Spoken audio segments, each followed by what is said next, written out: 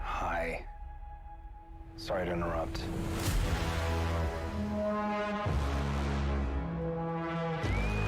This is your captain? Our mission. To chart the stars. Push the boundaries of what is known.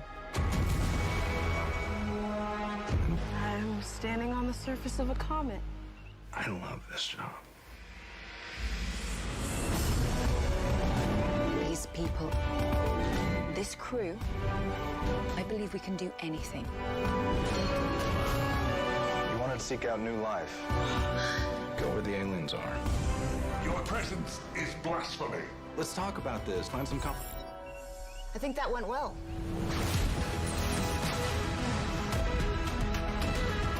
Perhaps we should kiss. That seems logical.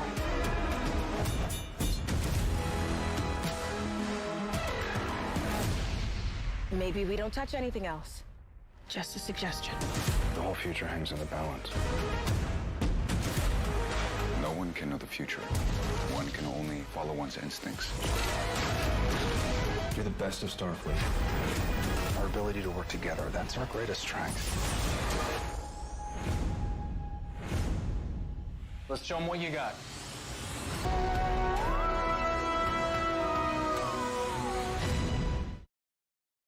Podcasts, the not-so-final frontier. These are the recordings of the periodic table of awesome. Its ongoing mission to explore strange new genres, seek out new movies and new TV shows, to boldly go where no team has gone before. Hit it! Yeah! Yes.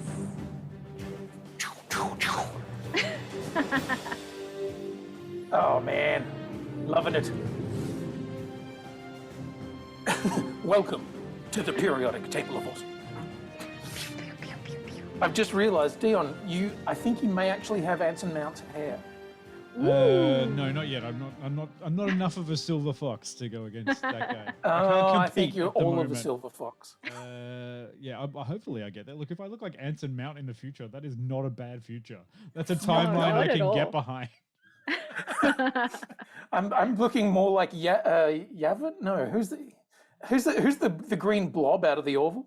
Yaffet. Yaffet. More and more like him every day, and I'm okay with that. Oh, dear, how are you all going? You're alive. You're alive, Quinny. Yes, if anyone feels the need, I would love to be beamed up and put onto a little bed and then made better. Sorry? You are in luck. Oh, good. Sweet. Excellent. Actually, I feel really sad now that I don't have a whole suite of like Star Trek noise things available. Not something I had time for. Unfortunately, today was very much sliding in at the end of the day, going, no, totally, it's fine. We'll do the show. The show will be fine. It'll be great. Totally fine. I'll just call the captain. I had a dream 2 nights ago that I missed the show, and I was so mad because I love Star Trek. Oh, this particular one. Not in all right. No, not this the show in particular general. show. I was just like, watching TV, went to bed at 9. I was like, oh, fuck, nuts. Fair enough. I have that every day. Oh, no. Oh, no. Like, what have I forgot to do? And yes, to everybody that is asking in the chat, I am alive. I do exist. I have now done my 7 days of ISO and can now legally go back out into the world, but I'm still not feeling 100%. So, hey, Just remember, they're quacks. Don't listen to doctors. The government New knows, South Wales Health don't. The government knows best. You should go back to work within 2-3 days tops. Yeah. Make sure that you take as much time as you need if it's less than like maybe 36 hours. Health is important. It's not important. Yeah, but not as important as the economy. Yeah, exactly. The economy.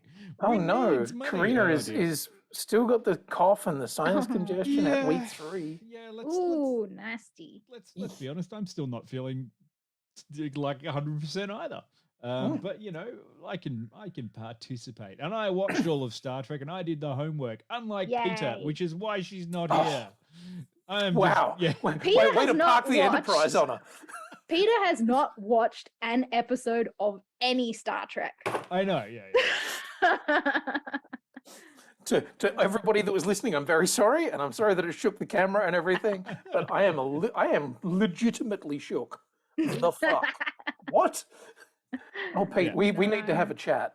Yeah, Like- no, she's dead to us because I've already started pushing the drugs and say, hey, I'll give you all of my Voyager DVDs. It's really good. Yeah, and Oh my I'm God, willing to hanging out pay with like 15 DVD. bars of gold plus platinum.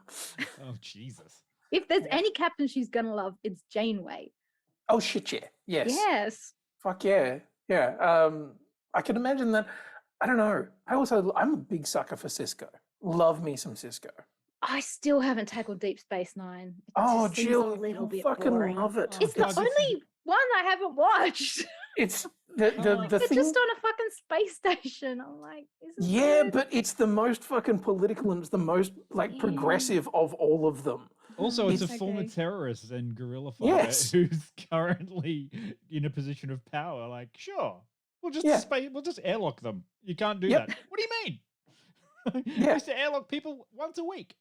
Yeah, it's like it's the most. And when I say political, I know that sounds boring, but what it is the most intriguing because you've got the like so many different factions that are like vying for power, and it's all about trying to work out who's in control of this fucking port, namely the wormhole, Oh, and okay.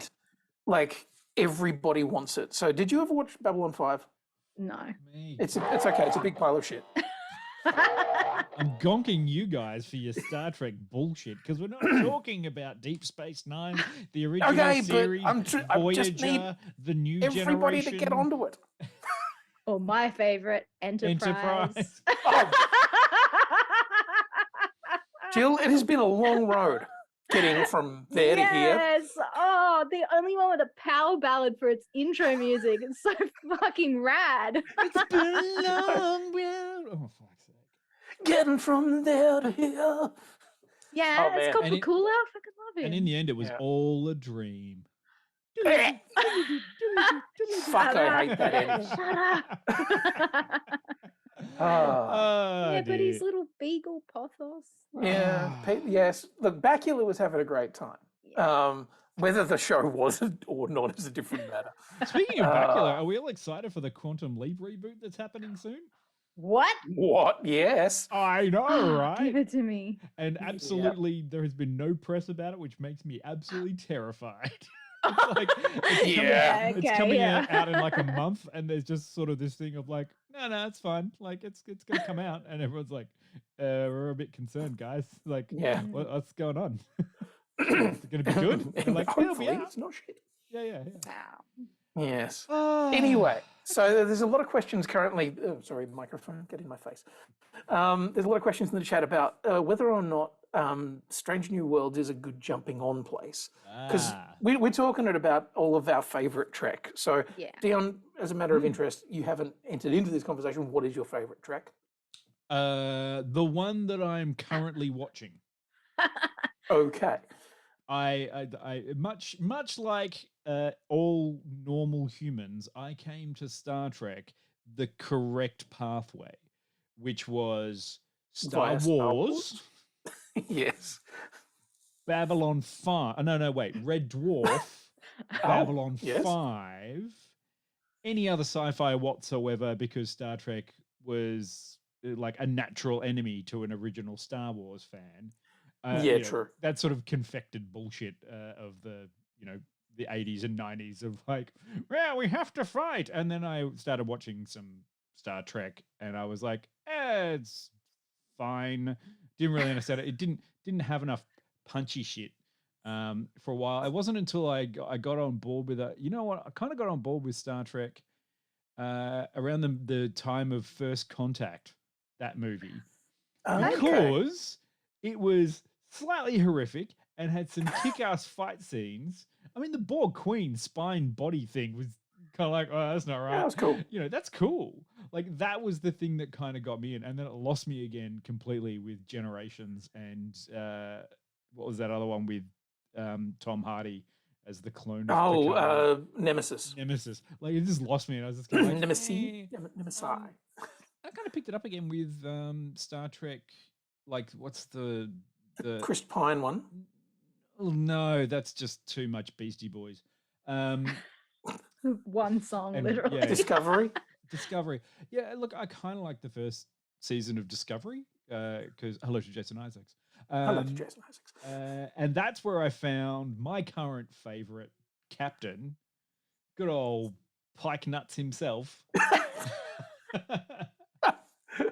Anson Mount doing a great job as a captain. And if I want to be on a starship, I kind of want him to be my captain, but I low-key don't want him to be my captain because I feel like he doesn't know what he's doing and he's just having a good time. And if something goes wrong, he'd just be like, Pike out, and just walk off and leaves people to deal with shit. Like I have that feeling from him.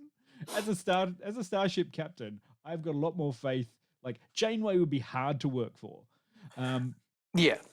Picard would be kind of the kind of crazy one. Like Picard's kind of nuts. Depending on which version of him you run into, yeah. Sure. I mean, you know what? Honestly, I wouldn't mind being on Riker's ship. That's it. I think Riker would be an awesome captain to work Titan, for. I think I'm a Riker sort of crew member. That's my kind of thing. I'm meant to be on the Cerritos. I am 100% lower decks. Are you the Boimler of?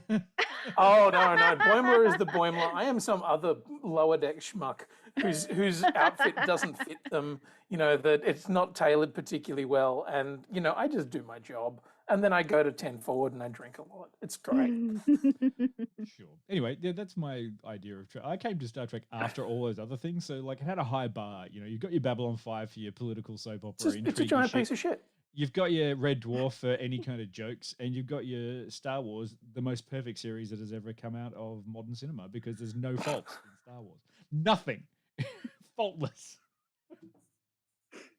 Okay. Sorry. Sure. Go right ahead. Jill, you're pretty much a ride or die for Trek, aren't you? And the funny thing is that I was never super into Trek in like my early nerd days, because whenever you saw them in popular culture, the Trekkies were always like the weird outcasts, and they were always speaking Klingon and doing the Vulcan hand signals, and you're like, oh, they're fucking freaks. But I think like about 15 years ago, I started seeing episodes of the original series on TV. I'm like, oh wow, this is so camp. This is ridiculous. And then I was kind of ironically watching it, and then actually started to really enjoy it. I'm like, this is kind of fucking cool. And then after that, it was just like, boom, off I went. Like I watched everything except for Deep Space Nine. and like all great television watching during the 80s and 90s in Australia, you just took episodes as they were randomly thrown out to you on free-to-air television when they that's what it was like when I was catching original series episodes. They were completely random. And so were they on like Saturday afternoon or something? I don't even remember. Oh, no. But I did find the DVDs and watch them in like their proper order. But DVDs, even then, VHS. No, not that long ago. But ow! Old. I just got old, Jill. My experience of it was waiting for the new VHSs of Voyager to come in at Star Channel in Devonport. Oh my God! Even watching them in like their intended order, it's still like all over the place. It's very much anthology storytelling throughout the series. But But while I was watching Strange New Worlds and they referenced the Pike episode, the Menagerie Part 1 and 2 from the original series, I was like, this is amazing. They're keeping it in continuity. And it's one of those things, isn't it, where continuity shouldn't be that big a deal, but when they get it right, it feels fucking cool. Yeah. Like when they kind of make it fit and they make it feel like it's meant to fit, it's great. When they shoehorn shit in and they kind of make you go, oh no, it really was like this, you kind of go, oh, really? Was it? But yes, I agree. I kind of like that. I mean, you've kind of this is something that a lot of franchises, I believe, like interconnected franchises, are suffering now and are going to suffer further into the future. Is the separation or the link between old and new? So you're going to have this entire generation of people who have an idea of what it is that are dying, and in order to keep the money coming in, you've got to pull new people in. So where is that outer limit of, who are we actually asking for here? Who are we actually talking to? Are we giving a shit about the people who have the disposable income right now, or are we trying to hook in people who will have disposable income in 10, 15 years so that they want to return to that nostalgia mine? Thank you for coming to my TED Talk. I don't know if there is any, there's that much forethought in it. Honestly, no, there is that much forethought in it. Like, Disney will not drop $4 billion on a franchise without going. I mean, like in Star Trek. You think Paramount's not doing that? They're 100% doing that. I think Strange New Worlds sits in a really interesting place because it is very much playing the nostalgia card.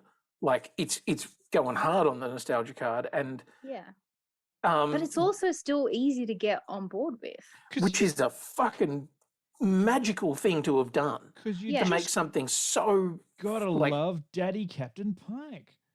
Yeah, but Discovery was the same. Like, it was marketed as like new Star Trek, and it had like no ties to much else that kind of barred people from enjoying it, and you kind of just learnt as you went. And a lot of Star Trek is like you learn by osmosis of pop culture. Like, people know who Vulcans are and that kind of stuff because of Spock, and like, so that kind of stuff is easy to understand. And I mean, having a pilot episode within Discovery for Strange New Worlds, like, to test for audiences.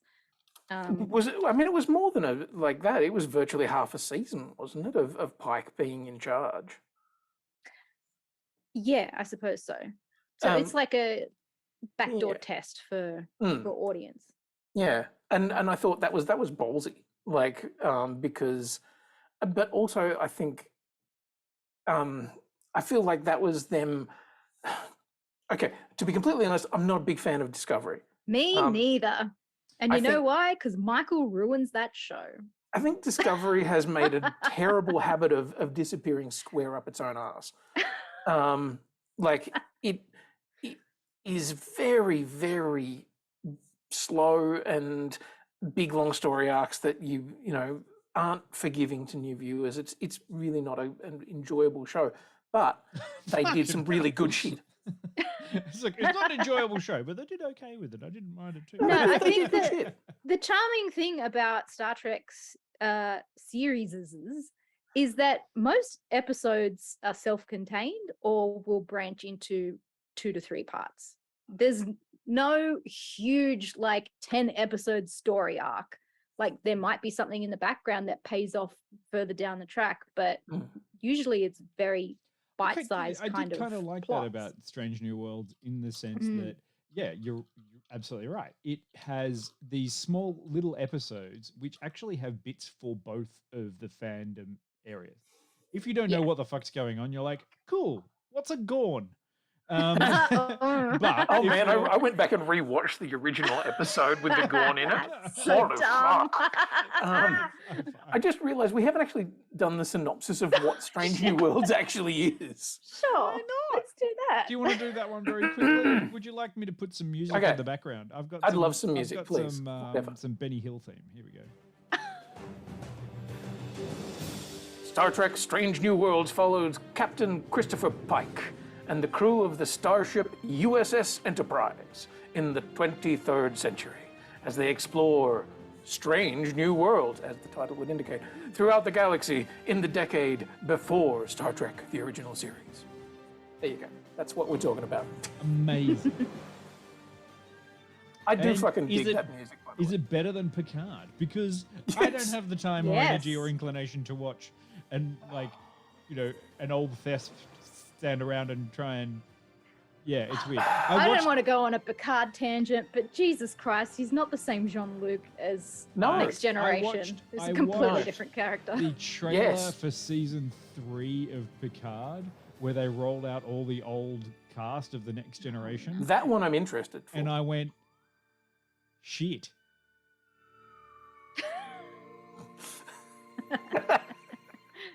Yeah, I went, what was going on with that? So I'm not curious to see Picard at all. Like, Picard season 2 was a fucking mess.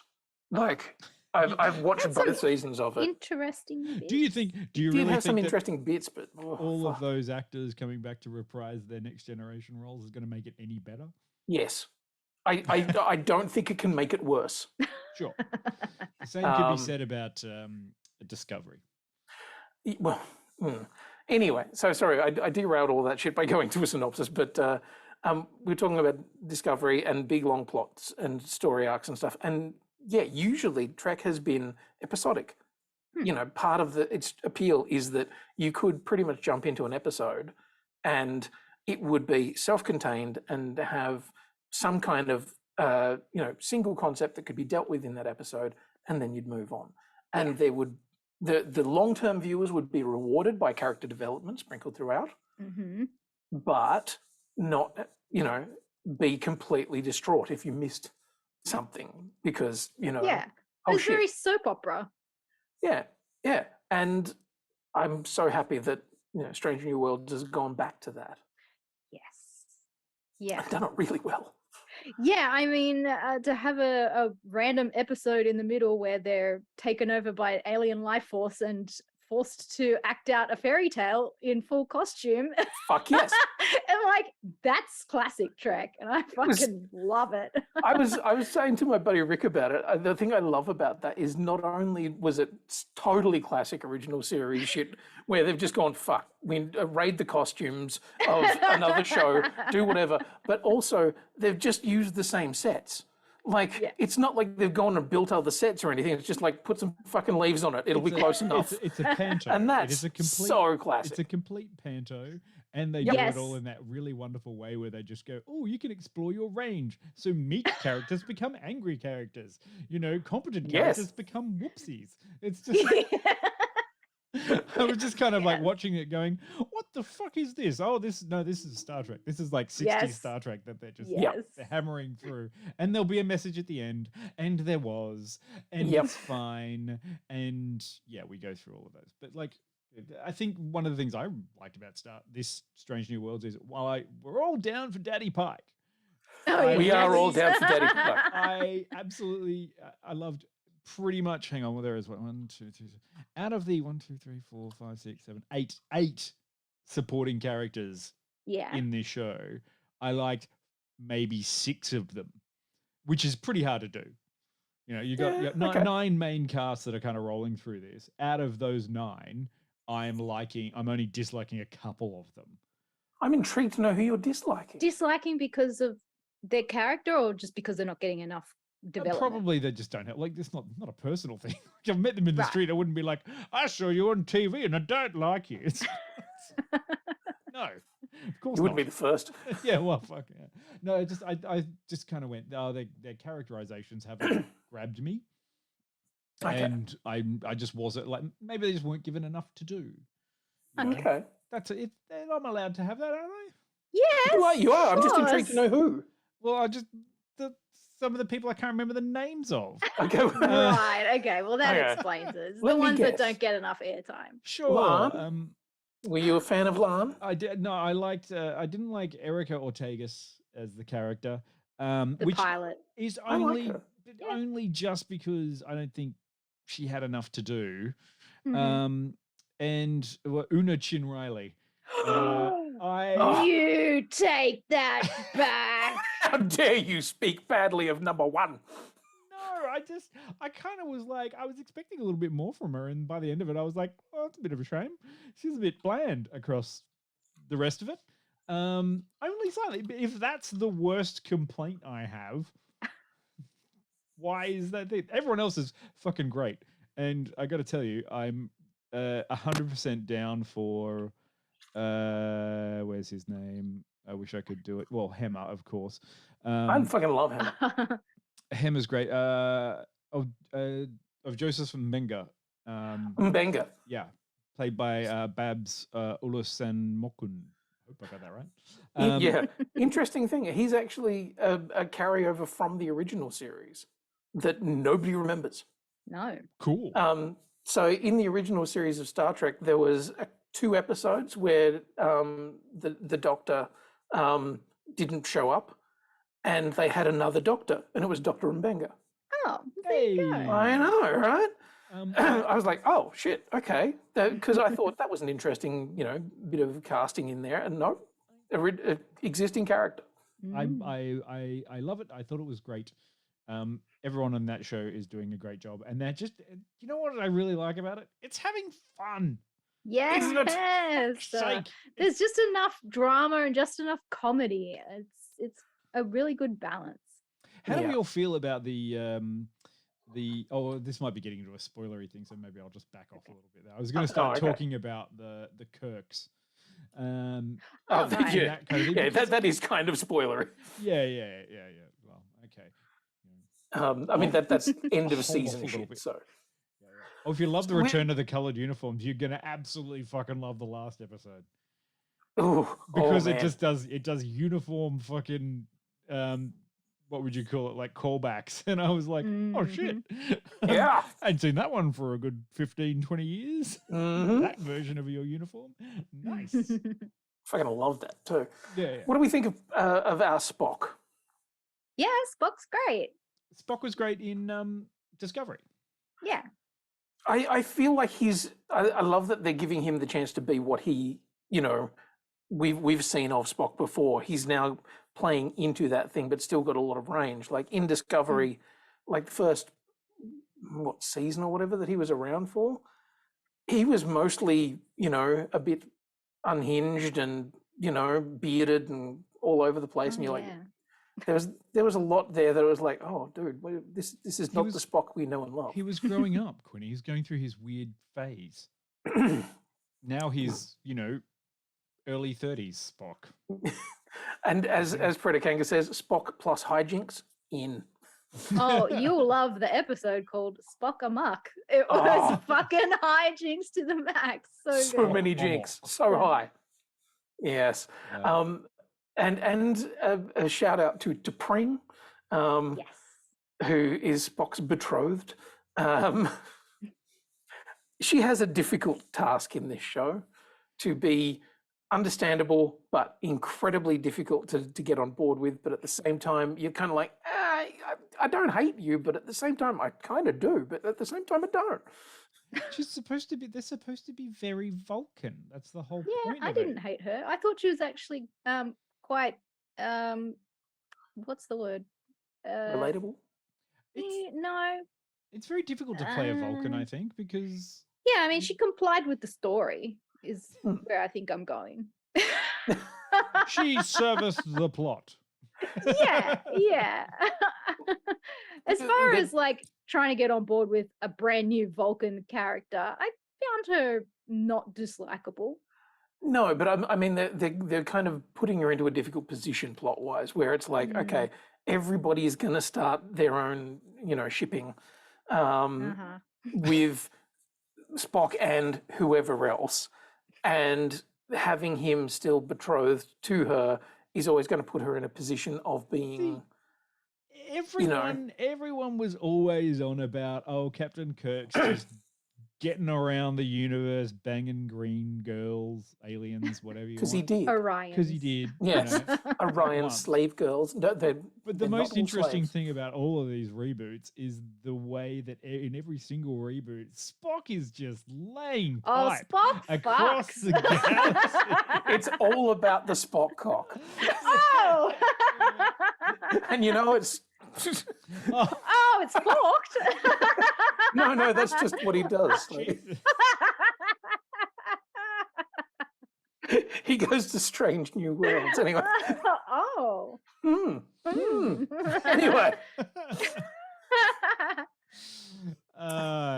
You're disgusted.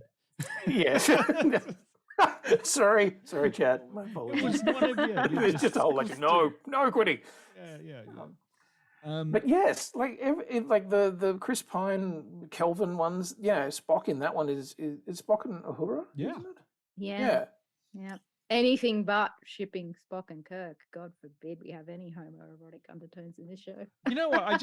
But there's a lot of that in Discovery, so it's fine.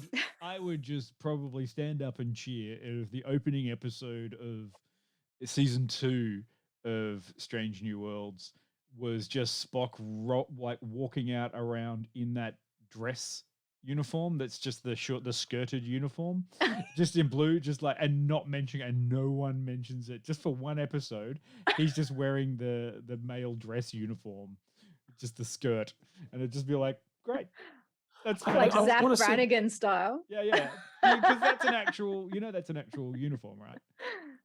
Yes. Yeah. There's no, like, it was established. Wasn't it established in one of the first episodes of The Next Generation, which is there's no difference between male or like pants or dresses, skirts, for male or female. Wait, the men officers. were bare legged? Yeah, 100%. There's a shot of it. Like I need a refresh on that. Yeah. It's kind of. Dion's gonna go hunting now. No, I don't need to. Chat, you sort that out. Chat, someone in the chat find me the picture of the officer wearing a skirt in the Next Generation episode. Now make it sound like Zach Brannigan. Spock's laws like Spock's love. Hard and fast. My God. Yeah. So yes, we've kind of derailed ourselves ever so slightly, but then again, no shock there. Lot of love for Uhura. Really dig this new version of her. Yeah, I kind of like seeing a character trying to find themselves within Starfleet. Like, she kind of is there just to, check some boxes. Not really sure if she wants to stay or not. That's because up until now, everyone that's in Starfleet has been like, yeah, no, I'm Starfleet for life. Fuck yeah. She's like, no, this is my gap year. I'm doing something else. I may be a genius, but I'm gonna use that genius elsewhere. And I'm like, that's interesting. We haven't seen that before. Like there's one thing that I loved that I hadn't even noticed until I was like 3 episodes in, is that on the bridge, at one point there were 2 dudes. Like, it was Pike and Spock, and then the rest of the bridge crew was female. And like, I think there was one dude over in the far corner, but he was not doing anything of note. Chief Kyle, maybe. But the thing is, it doesn't feel like there is anything weird about that. It doesn't feel like I only noticed it because I saw somebody point it out, and I thought, fuck yeah, that's how you tell stories, is just by making the characters the right characters for where they are. Yeah, women exist in all spaces, so why not actual space? And I mean, we've been seeing that ever since the original series, that, and in the last episode, there's a great bit that is referencing an original series episode. And I think it's in that episode you see when it's either that or a different one, Kirk and Spock, and like all of the main kind of masculine leads leave. She just gets up and walks and sits in the captain's chair. Yeah. And she's in charge, and nobody fucking bats an eyelid. And in 1960, whatever the fuck it was, that was amazing, that a black woman would just go, move, sit in there and just do the fucking job, because she's so good at it. And I love that. This is why I've always, had a thing for Trek, because it does that shit. They've always been progressive. And if people aren't aware, Lucille Ball was actually the one that got Star Trek on the air, the original series. She was the one that pushed for it and funded it. And between Lucille Ball and Dolly Parton, those 2 ladies have done more good for humanity than it is deserved for them to do. Yeah. And this week's episode of the Orville got some Dolly's- massive Dolly Parton love. Yeah. Shh, I haven't seen it yet. I've been busy. Okay, we won't say anything, but yeah, I will say it again, as I've said on Twitter. If you're not watching the Orville at the moment, holy fuck, you are missing some of the best TV out there. They got a budget this season. It's Like a just massive budget upgrade. so huge. Yeah. But anyway, back to this. Back to Strange New Worlds. I've got some clips that we've got here. You're talking about the comparison between the old and the new, Oh, like the original series and Yeah. this series, and you had actually found, Quinny, I think you found a place that did a comparison of a side-by-side shot. Do you want to have a look at that? yeah. Do you want to Okay, have a look at that, and then we'll come and do ratings, and then we'll do another clip, and then Yeah. we'll come we back. will. But We'll just preface the clip first. yeah, because this is from the last episode of the season. Oh, right. So Okay. yeah, so I just be want to careful make on sure that it is scaffolded, so you know what we're Right. talking about. It's the episode's called "Equality of Mercy," and it Spoilers. references. Spoilers. Yes, yeah. Sorry. Sorry, I'm just trying to find the name of the episode that it actually is based on. God damn it. Sure. I was reading it today and I've forgotten the name of it. Yeah. It's been an interesting way that they've managed to do that, is to make it feel old and new at the same time. Yeah. And I think they've done it very successfully. It's the first time that I've watched this going, there's probably stuff in there that's a real deep cut Star Trek reference. That Yeah, I'm I not mean, you getting. can watch this episode and completely just not know that so the dialogue is word for word. Like Yeah. it's quite incredible. So yeah, sorry, I found it. It is a recreation, reimagining of the episode called "Balance of Terror," so which is an original series episode, and It's the episode where they first discover, well, not discover Romulans, but see Romulans in person for the first time. and in the original series, it was a big thing because Romulans had been talked about a lot as being the big bad guys that were all hidden and everything. Nobody had ever seen them. The first time you see them, you realize, oh fuck, they look like Spock. Yeah. And that becomes a big deal throughout And the this episode. clip that we're playing is someone's put together a comparison of the original series image, like just framing and shot It's setups. just And this when one. you see it side by side, it is fucking astonishing we'll how go- much effort they I went have to. a So little let's bit of have a look and try, and I'll try to pull it back before we spoil too much, but it's worth having a look at. nice. Showing on my sensors, Captain. At least it's still there. Sir, Sir, regaining being contact held. with Outpost the 4. outpost. Audio Switching on. speakers. Outpost 4. You read me, Enterprise. This is Commander Hansen. Kirk here. Pike, what's your status? 2 minutes away, Hansen. What's your status? Outpost 2, 3, and 8 are gone. Unknown weapons completely destroyed. We had our deflector shields on maximum. We had our deflector shield on maximum. Hit by enormous power. First attack blew our deflector shield. If they hit us again, with our deflector shield gone. Do you read me, Enterprise? Do you read me, Enterprise? What Confirm hit you, Commander? Hansen. What vessel can What you vessel? identify? Identify. It all happened so fast. Only glimpse of Can you locate the intruder for us? negative. It seems to have disappeared somehow. I have you on my screen now. Switching to visual. Tie us in. Well, there you go. There's a little snippet of the sort of things that they were doing in that they kind of have referenced in Strange New Worlds, and also it's so beautiful. There is a real love. Like whoever's worked on this show loves Star Trek.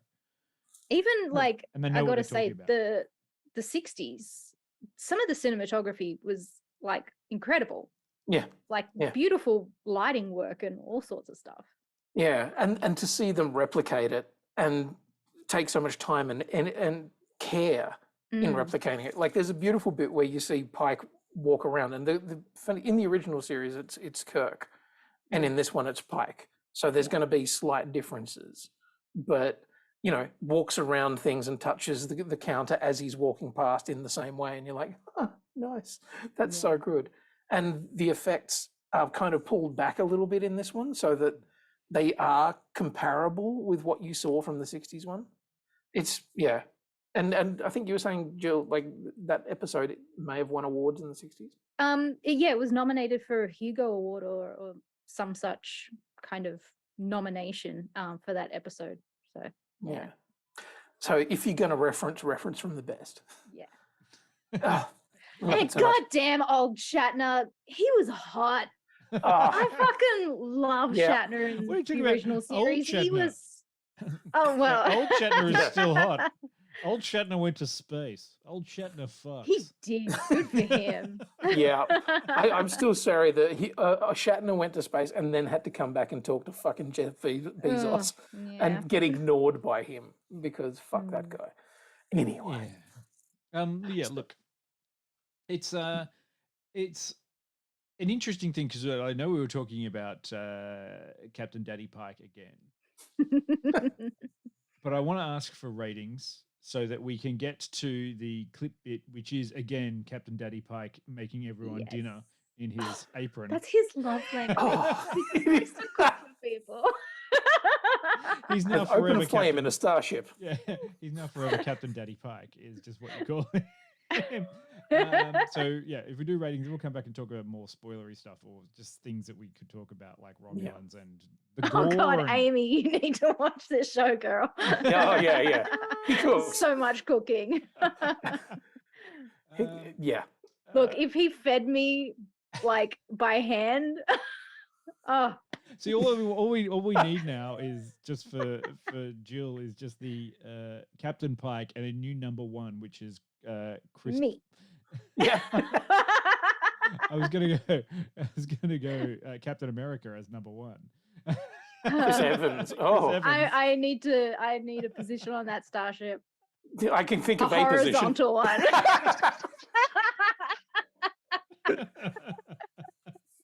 Oh God. Beamer Anyway, ratings. In that case, Jill, I rate it 69. Nice. Plus 69 plus 20 for added goodness. There you go. That's my rating. 89. 89, okay. It's not infallible, but you know what? I really enjoy watching a starship captain and getting the feeling there's a starship captain out there that's just like, holy fuck, I'm in charge of a starship. We can do whatever we want. Fire phasers, I don't care. Blow that shit out of the sky. And that's the kind of vibe I get from Captain Pike. He's just like, sure, I'm a fucking starship captain. This shit rocks. Also, I have a lot of problems and mental health issues because of plot reasons. This is one of the things, like, I find it's really annoying. You're not going to get all of Star Trek Brave New Worlds unless you've seen a little bit whatever, Brave New Worlds. I don't care. Unless you've seen a little bit of Discovery. Or the original. Yeah, but I mean, like Discovery. The Cage and Menagerie. But the episodes in Discovery where you got all. It's kind of like you're really going to get a little bit more out of it, and that's where it falls down slightly. Even just a. But I also love that they didn't do a recap in this series because it's like, well, it's there. Go watch it if you want. Yeah, and because a lot of the time I was seeing the chat saying, "Is this a good jump on show?" And I think, yeah, it's a great jump on show, but there is just that little bit of pre-knowledge that is kind of necessary, or like you either kind of need to know a little bit about where Pike came from in the original series or from Discovery. To be honest, but even that barrier to entry isn't as bad as some other Star Trek. Oh fuck no. Yeah, it's a lot more friendly. Yeah. Right, Jill, give us a number. 91. Hey. Yes, I'm going into the 90s for this one because there wasn't an episode that I disliked. I liked all of it, and I actually put my phone down to watch it. Fuck yeah, me too. I didn't double screen praise this show. Indeed. Yeah, because I'm like, it's Star Trek. I love Star Trek, and there were so many fun episodes. I think my favorite was maybe the one where like Una and Laan like became mates and they were like doing Enterprise Bingo or whatever it was called. Yeah. Trying to work out why do people do Enterprise Bingo? Oh, because it's fun. Yeah. And Like then they two did of Enterprise the toughest girls, like the ones that, you know, you wouldn't want to get punched in the face by either of them because they'll do it. Like just being gal pals and running around the ship and doing stupid stuff. It was so cute and fun. And I love those two girls. Nice. Yeah. I'm going with you. I'm up in the 90s for this one. Like every week a new episode came out, and every week I was like, "Oh fuck me, that was as good, if not better, than the last." Mm. You know, there were some that I was like, "Oh, that's going to be comedy," and then I was like, "Oh no, it works." And then there was one that was like straight up horror and you know, aliens and stuff like that. And I'm like, fuck yes, Alien/Predator was good. It was. I'm so on board for that. So for me, it's 93. I think it's as good as Trek has been in a very, very long time. And yes, I'd gotten to the point with that last season of Discovery, like the last 2 seasons of Discovery, to be honest, where I was like, oh fuck, this is a slog. Like, it's harsh. I haven't actually seeked out the last season, so yeah. I kind of did it because I was like, I feel like I kind of have to. You don't have to, by the way. just so you know, you don't have to. But yeah, this, like Discovery and Picard, both are kind of a bit sloggy. Then you get this, and it's light, and it's enjoyable, and it's still progressive and intelligent and caring and genius, but at the same time it's, you know, action packed and does all the things that good Trek shit does. So yeah, it's as good as Trek has been in a very, very long time, and it's a wonderful jumping on point. Good, excellent. Well, shall we go and watch Daddy Pike make dinner for yes, his? please. Just prepare yourself, everybody. I was going to say ladies, but honestly, everybody. Everyone. Gird thy loins. Oh yeah, they've got replicators, but he doesn't need them. Oh yeah, there we go. Watching Big Daddy Pike baste his meat. Was a we're all highlight. a little bit thirsty tonight, aren't we? Been a week. Everyone's down for it. Yes, Nurse Chapel. Like, it's funny. She's like this hella cute. Like everyone in this show. Everyone in the shoot. It's kind of like, damn, why did humanity get so hot in the future? Yeah, this is why I belong on a Cerritos. I'm like, clearly the flagship of the fleet is where all the hotties go.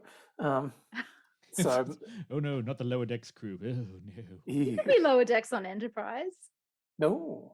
Oh yeah. Okay. True. Yeah, I'm down for that. I mean, they always need some bodies to get flung out into space when they get attacked.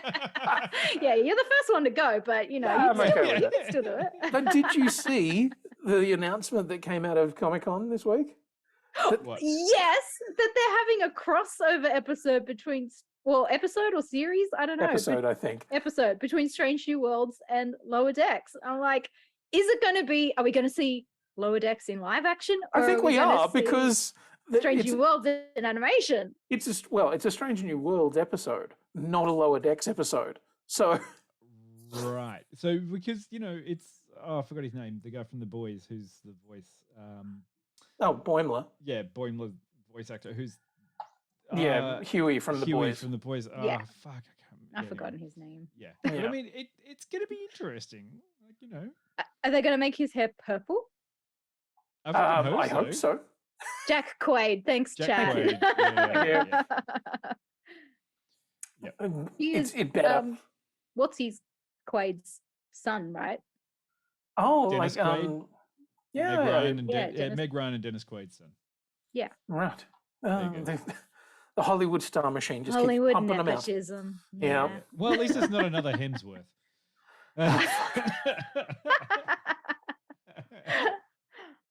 So are we in spoiler territory now? Is that where we're The at? spoiler logo was up a little while ago, but sure, we're here now. What do you want to spoil about it? Like, okay, what do you think? Are you worried about time crystals?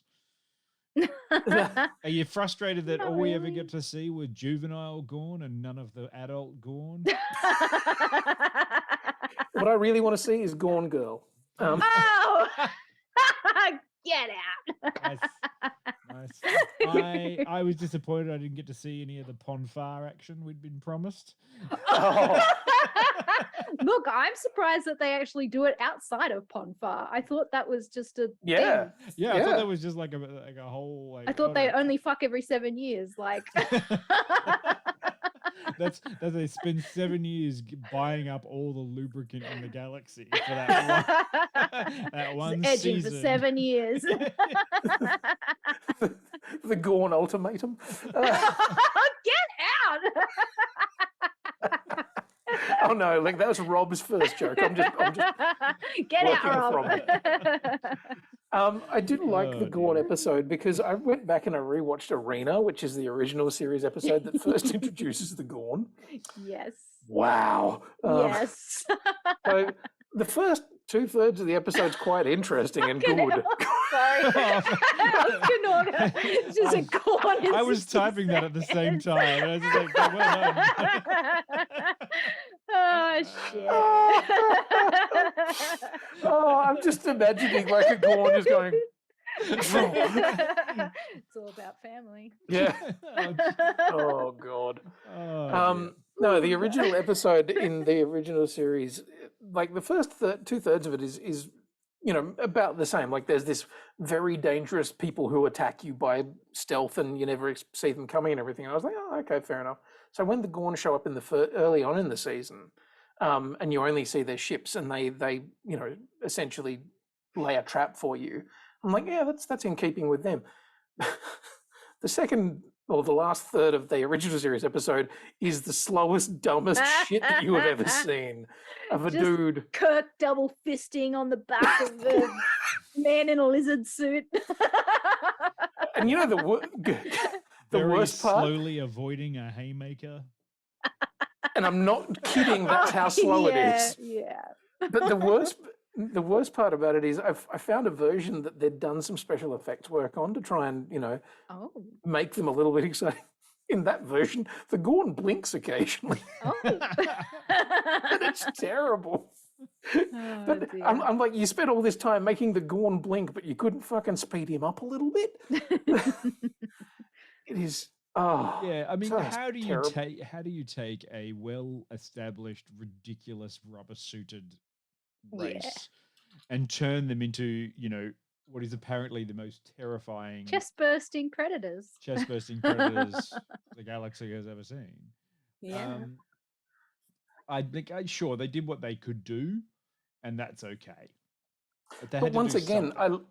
I liked that episode because whilst they were doing their homage to Alien and Predator and everything like that, they still were doing it in the same set. Like that was one of those ones where they were on a different ship, but they just said, "Oh, it's the same make and model as ours," so they could use the same fucking sets. Yeah. Turn the lights off, fling some shit around, and yay, there you go. Well, And I mean, that's so Trek. Yeah, I mean, come on, let's be honest. Like, the Enterprise isn't the only one. Well, yeah, and I'm imagining all ships of that make and model probably look basically the same. Did anyone find that you had there was a strange part to this entire series where there was no kind of big bad, or mainly the big bad is whether or not Pike is going to accept his fate? Because we know basically the whole thing about this series is that it has to end because Pike has to have a very bad accident which leaves him permanently disfigured and paralyzed and eventually drives him mad and he becomes a villain. Now, that's an established fact. That's not a spoiler. Really become Is he a villain? Or is he No. a bit of a dick? Oh, maybe I'm thinking about Davros. Yeah, he looks like Davros, but he's not Got a bit of Davros. the Davros. Yeah. Got a very No, strong the- Davros vibe. Like it's the one blinking light on I the mean, by that wheelchair. token, he's also got a fairly strong fucking Professor X vibe. Yeah. I mean, I just wanted to mention the episode that they're referencing, that version of Pike, the Menagerie Part 1 and 2. Those episodes where they're like having a trial for Pike and Spock in that episode, all of the footage that they use to show when he was trapped on the planet Talos 4 is actually pilot episodes of Star Trek the original series, where it was supposed to revolve around Captain Pike. And so Yes. they'd cast this guy, they'd shot like a couple of episodes, and then it did not test well, and they had to rehash the whole thing, and they set it off with Kirk instead. So all of that footage of Pike trapped on Talos 4 is from the pilot episodes that never went anywhere. And I just think that that is genius that, you know, Yeah. Roddenberry and whoever that he was working with at the time were able to like salvage that storyline and use it. And in doing so, made it one of the more memorable and like, you know, coolest sort of episodes in that, because not only do you get that episode, but then you get Kirk's interaction with the same Talosians and stuff, which allows them to reuse sets and stuff like that. But then in Discovery, you get episodes with the Talosians and stuff as well, where they get to reference it and play off it, and you're like, oh shit, sweet. And I fucking love that. I love, because I think I've probably maybe seen those episodes more than most of the others. I don't know why, whether it was on TV more or what, but so the image of the Talosians with their big goofy brains and everything is burnt into my head, and I love that. And poor old Melty Pike. Yeah, but you know, he got to go back to Talos and live his virtual dream with his dream girl, and that's all Melissa you want George for him. Well, not the 60s. No. But yes. Okay, so apart from, you know, that character, which other characters did you like? Honestly, there's so many out there. Who's your second favorite? In Strange New Worlds? Yeah. Don't make that you choose. is a hard tie between number one and La'an, because I love them both. Nice. Yeah. So, interesting things with that one. La'an's name is La'an Noonien Singh, which means that she is the direct descendant of I got that Khan reference. Khan! Yes. Khan! It would just be wonderful if Benedict Cumberbatch comes back. Oh god. No. No. I want Ricardo Montalban to come back from the dead. Oh. Sorry. Dark. The reanimated corpse of Ricardo Montalban in season 3 of Star Trek Strange New Worlds. Why not? Yeah. Turns out what we did is we Jurassic Parked Ricardo Montalban. Yeah. Made a clone. There's an island of Ricardo. It's a fantasy island of Ricardo Montalban. Fantasy Island. Welcome to my fantasy island. Paramount's Fantasy Island, where we have cloned everyone we want to use in television.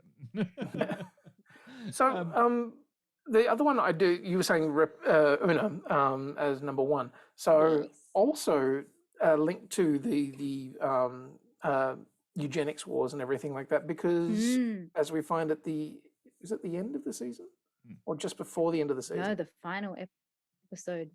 Spoilers. She gets arrested because Illyrians are not allowed in Starfleet. Because apparently out of everything in the galaxy, body modifications are not okay. Yeah. I think You can have our coloured folk and our gays, but no body mods. Yeah, no. I think it's more genetic modification that they're kind of worried about. And only because then, you know, maybe what they discovered in this version of Star Trek was that Monsanto is probably the bad person. So having patents on people's genes is probably not great for humanity. Well, things went wrong with them when they had that, Noonien Singh guy. Like the whole genetic Supermen were why that is the problem. So it's like, okay. Yeah, but But yes, I agree. It's all Monsanto. I mean, I have to admit, one of my favorite characters, Hemmer, which unfortunately has a bad ending for the end of this season. Poor I'm Hemmer. not happy about. But no, I was really upset about that. But I mean, they've got to, you know, it's like it's not a bad way to go though. Like, to be honest, as an actor, if you're given the opportunity, it's like, hey, we want you to come in and do this role, but then you're going to have pretty good death in the first season. You're like, oh yeah, let's do that. I'm kind of for it. Maybe they could bring him back somehow. No, he's dead. He's like super. He's dead. I love it, and that's good. That shows good belief in the writing of the series too. Is that they're really going to do that, and that's kind of confidence in your show. Like, I know I can introduce someone that you will probably end up liking, and then we're going to get rid of them. Also, knowing that eventually, you know, the chief engineer does need to become a drunken Scotsman. So, It was a nice nod in that final episode. So it was a little bit tongue in cheek, though, wasn't it? Yeah. But I mean, like, we're not going to give you a face, but we'll just give you an accent and a hand. Yeah. Passing tools up a freeze tube. Is that what they're calling it now? I've been watching this show about how to build a sex room, and I'm pretty sure she called it that at some point in time. Wait, you're watching a show about how to build a sex room? Oh, it's on Netflix. You haven't seen that yet. And I'm pretty sure she called it passing tools up the Jeffries tube at some point. So. Is that why you've been asking me to borrow my drill, Quinny? Wow.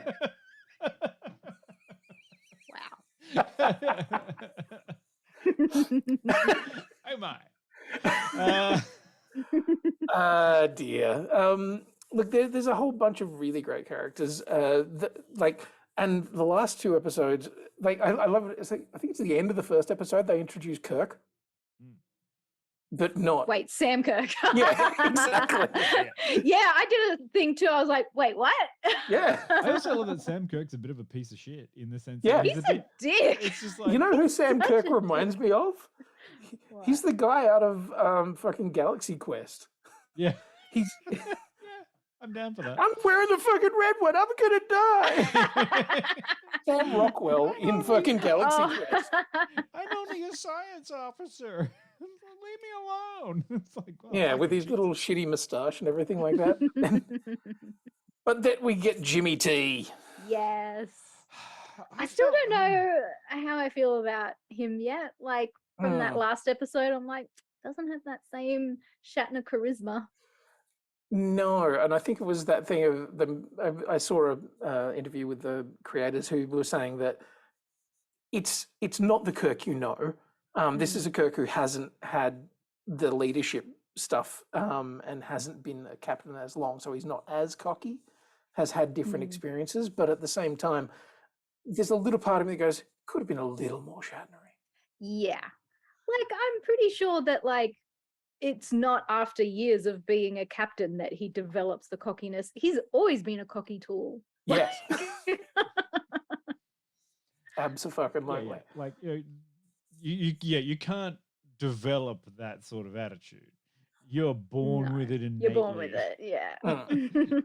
But also, like, and I'm not asking for him to do an impression because I think you get that and you get Vic Banana in the Star Trek fan films, you know, an impression of. It's like who? I'm like, oh, Big Mangina. Yeah, that's yeah, exactly. Vic Parmigiana does a very good version of, you know, Shatner, but you know, it's, and you don't want to do that. And you know, Chris Pine does a very great captain. Yeah, like Rob says. It's all about the personality, honestly. And I didn't quite get that from him. But was that a backdoor episode into a new series with Kirk taking the lead? I believe there is talk about either. Slow down. I'm kind of like, just let. Or was it he's coming? He have more cameos in season 2 or something? That I need to check on because there was somebody who was like, "Oh, it should get a new series that is a follow-on or a prequel to the original series," and I'm like, "Fuck, man, what?" We've had so many prequels to the original series. yeah. One of them called Discovery. Yeah. Yeah. Can we not just do something a little bit new by exploring the rest of this wonderful world or galaxy that we have, like Deep Space Nine? Maybe find another, like, one of the things I thought was actually quite wonderful about Deep Space Nine, and it succeeded against all expectations. Deep Space Nine is set in one place where people come to it, and that is kind of the opposite of Star Trek. Because Star Trek is a ship flying around, getting into problems. So Deeper Space Nine. Deeper Space 19. Yeah, like, I mean, it would be interesting to see just kind of how they could do that. Like, at the start of the Federation, you could chuck a space station on the edge of Federation space at this point, who is dealing with Klingons and Romulans and all that kind of stuff constantly, as peacekeepers, and that would be maybe interesting.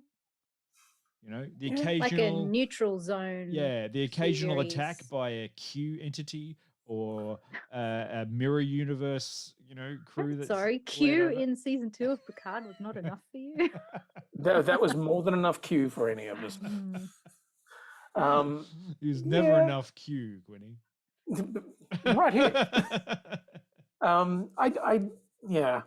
I'd like the idea of doing another exploration of different parts of the Trek universe. Like, you know, for years there's been talk about doing a Starfleet Academy show where it's, you know, that could young. be fun. Yeah. Oh God, what's the animated one? CW style, where it's like sexy drama in school. Yep. Yeah. I can see it. Starfleet Academy, a co-pro between the CW and Paramount Plus. Yeah. Just like I can see it. Yeah. I can really see that. Sexy 19-year-olds played by 30-year-olds. Like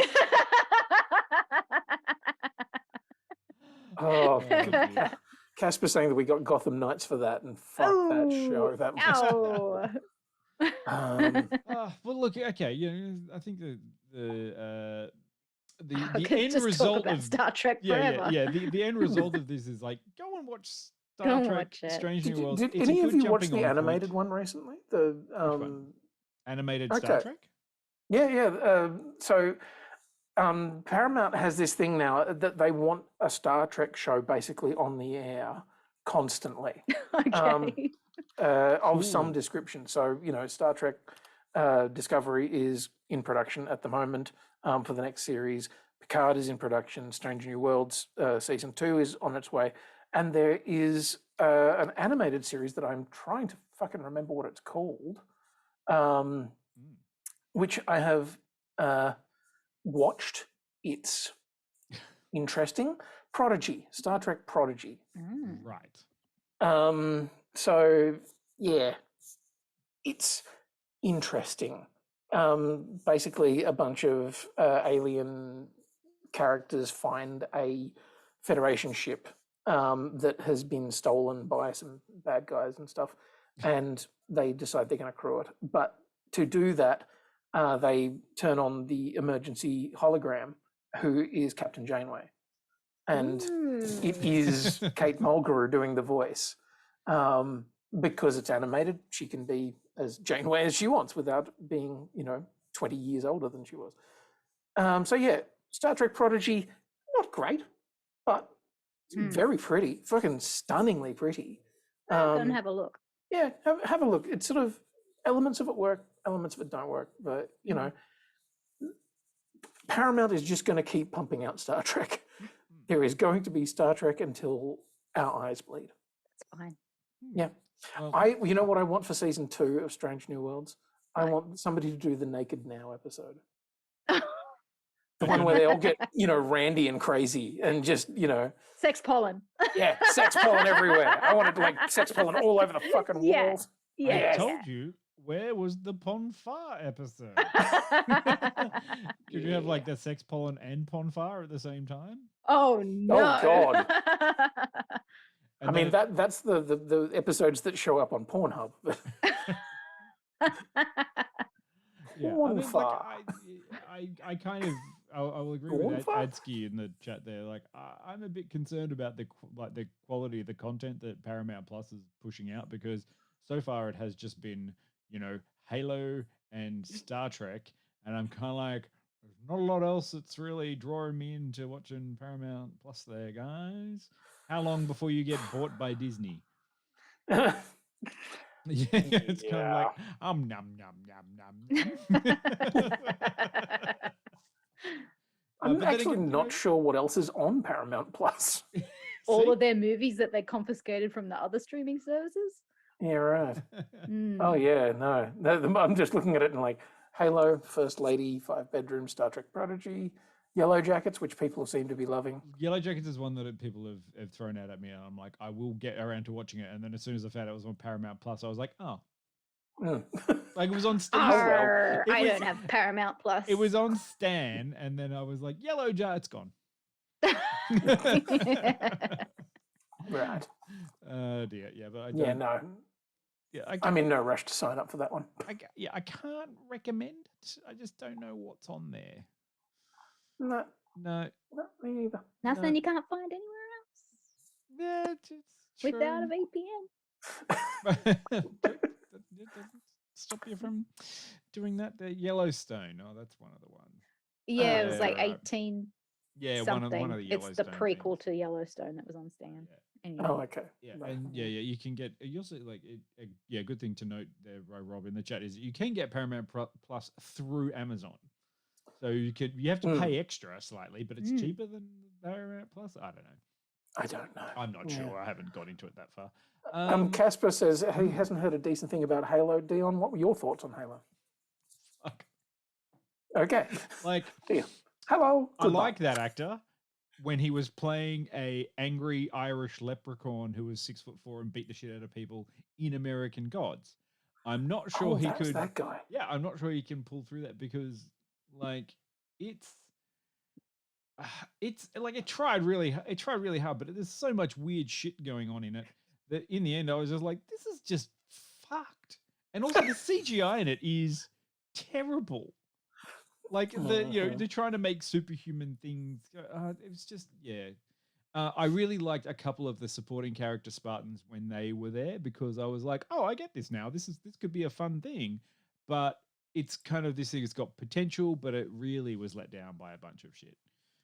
Mainly because most of the episodes were pretty fucking boring, and when they got to the big penultimate fight episodes, they were also slightly dull. Mm-hmm. It's true. Because no Underground Fight Club, Overground Fight Club. I've seen better like action in Captain America and the Winter Soldier. Well, that made me believe in super soldiers. Have any of you guys watched The Grey Man yet? I've watched 2/3 of it and then fell asleep because I was very tired, but it was really good. Oh, such a good fucking movie. Yeah, okay. Yeah. I mean, you didn't like it, Dave? It was a great way to get from action scene to action scene, but after the 7th action scene within 20 minutes, I was like, okay, you're just tenuously getting from point to point where you can have an action scene. So far, the Grey Man is a Ken doll of Jason Bourne. Well, he is a Ken doll. Yeah, so that's what I mean. Like, it was just kind of like, I was like, oh, maybe we'll get to see some of his range. Oh, no. Yes, Karina, the trash stash. And then, like, even Chris's character called him a Ken doll. And I'm like, these guys are just ribbing each other through the dialogue in this movie. Yeah. Funnily enough, he ain't no John Wick, but he was slightly funnier. Yeah, and it's just bad when you hear Keanu talk about John Wick. It's Quantum, baby. Just give me Paul Rudd. I just want to see Quantumania. Yes. Only because I want to see Paul Rudd on the screen. I don't care about anyone else. Oh, and there is the question. Amy, I am so hyped for that fucking Barbie movie. I am like going to dress in pink for a whole year. I want that Barbie movie. I love that they're actually saying that, like Ryan Gosling said, this is the best script he's seen in ages. And I'm like, okay. Casper's asking the question. Ryan Gosling could read? Casper's asking the question, what do we think of, okay, we should wrap it up there in terms of talking about Strange New Worlds. I think... Oh, yes, we're done with that. Go and find it. Go and watch it. If you want some good Trek, it's good Trek. What do we think of the announcements of Marvel? And what do we think of SDCC? It happened this weekend. Did anyone notice? I mean, honestly, there wasn't really a lot that got announced that we didn't already know about. I mean, I think only the 2025 announcements for Phase 6 were the stuff that we were umming and ahhing about. So, I mean, nice to get some solid dates on some things for Phase 5. I'm very excited for Daredevil. I don't even know what the fuck happened in Phase 4. Like, what the fuck it's about is to going finish. on? Like, nothing happened in Phase 4. Dion, this year is the end of Phase 4. So Quantum Mania kicks off Phase 5. Yeah. What has happened in Phase 4? All of the Marvel TV, all of the Thor film, Black Widow. I still haven't seen Thor. It's basically wrapping up everything that happened after Endgame. And so Phase 5 is going to be the official kickoff for the multiverse saga. So all of this shit has been building up the multiverse, and I stand by my theory. Big theory that the multiverse is actually kind of the big bad. They're trying to get rid of it because it's too fucking difficult for storytelling. However, the Black Panther, the Wakanda Forever trailer, holy fuck. God, it gave me chills. So good. Yeah. 1, 3. 1, 2, 3. I am slightly devastated that they didn't recast Chadwick to keep T'Challa going, because I really feel like he's a very important character to the universe. But I'm interested to see where they go with the story. I think Namor and the Atlanteans look fucking cool. So cool. Yes. I'm down for and that. I'm buying into the theory that New Rockstars promoted that they've brought Killmonger back from the ancestral plane. I'm into that. Could do, like who knows? I don't know what they're doing, but I'm down for that one. I was like, that's actually so like Killmonger as the new Black Panther. Yeah. And they could do it. They've managed to keep a lot of casting very secret. That'd be fucking amazing and badass. Yeah. I love the fact that they've gone for the Aztec / Mayan design look for the Atlanteans. I just think that's fucking genius. Yeah. Look at it's interesting. Like, we could keep talking about what's been coming out from Marvel, but for the rest of the day, like what came out from SCCC. Not a lot of stuff that we can talk about, because it was all, we've got these special previews. Like, there was a teaser trailer for Guardians of the Galaxy 3 that no one's seen. And I'm like, Ant-Man. Yeah, all these kinds of things. Sure, at least they gave us a definitive answer. And I am looking forward to She-Hulk, even though I think it's going to be dopey as fuck. I'm down for dopey. No, they're going for like the Fleabag thing, Yeah. Kind of. Yeah. Look, Tatiana Maslany, sorry, can do no wrong. She's a brilliant actor. I think this new trailer actually sold me more on it. Yeah. Though the effects work still doesn't quite get it for me. I mean, it's good, but there are a couple of times where like the character looked directly at the camera and I went, "Oof, no." That's the Fleabag thing, breaking the fourth wall. I've got no problem with it breaking the fourth wall, but the eyes didn't work. Like it was still Uncanny Valley territory for me. I'm I went, super disinterested in Black Adam. I was going to say, how do we feel about Shazam DC? and Evil Shazam. DC, what are you doing this year? We've got Shazam, but that looks fun. And Evil Shazam. Evil Shazam. Like the fact that they didn't show anything of Flash, they didn't show anything. I mean, I don't think they even want to know Flash right now. No, but they also didn't show anything of Batgirl or Blue Beetle, which have both finished shooting. That's true. I'm like, what the fuck are you guys doing? So yeah, and Karina's off to a preview screening of Prey next week. I have been asking them to tell me who to talk to, Karina, because I've been chasing them. Yes, I'm actually down Prey? for Prey. It's the new Predator. That one. The American Indian one, which is good. And look, hey, we got coming out next week too is Sandman. Oh yeah, Mr. Sandman, bring fuck, me that a looked dream. good. Make him the weirdest goth I've ever seen.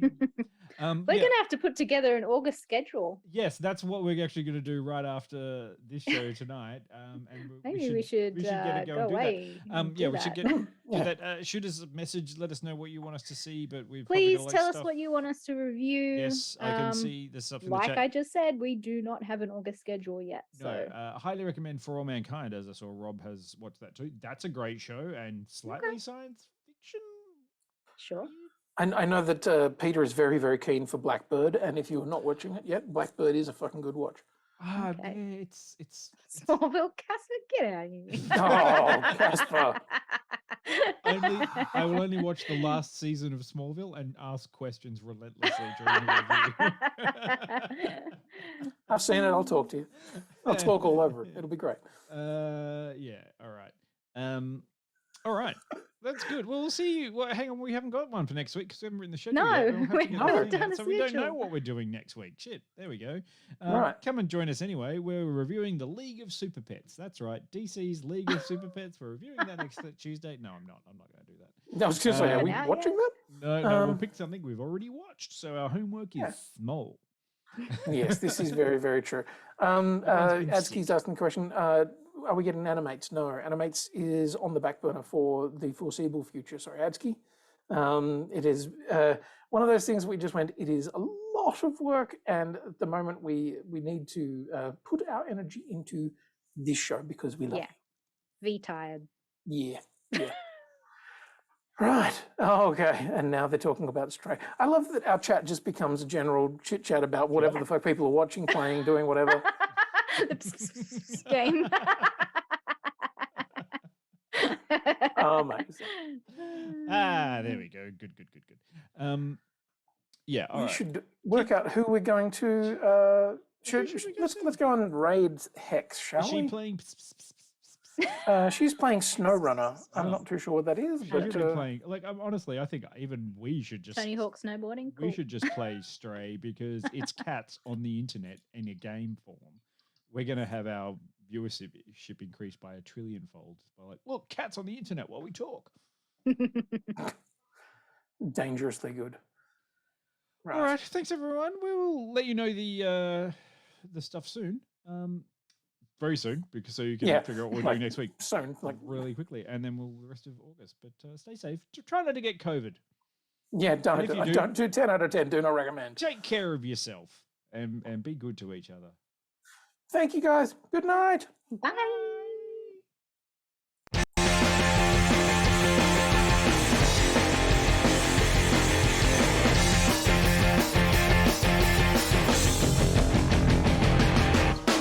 I wanna live in a world full of heroes, not sit here counting zeros in a cubicle downtown. I wanna look out my window, see 'em flying, and swing across the horizon as I cheer 'em on so proud. The powered girl keeps staring at her face, and call Colossus and have him teach me ways, and then we'd exercise. I'd be one of the guys. And martial arts from iron fists and walls. I'll dance her up and teach her all my songs. Oh, I wanna live in a world full of heroes, not cooking up these heroes at my parents' restaurant now. I wanna yell out Avengers assemble, not order up for Ethel. Yeah, we're out of cheeky now. Date Emma Frost and have her read my mind, or Magdalena, her artifacts I find, and then we catch a symphony. It'll just be her and me. Call Bucky Barnes and arm wrestle for hours.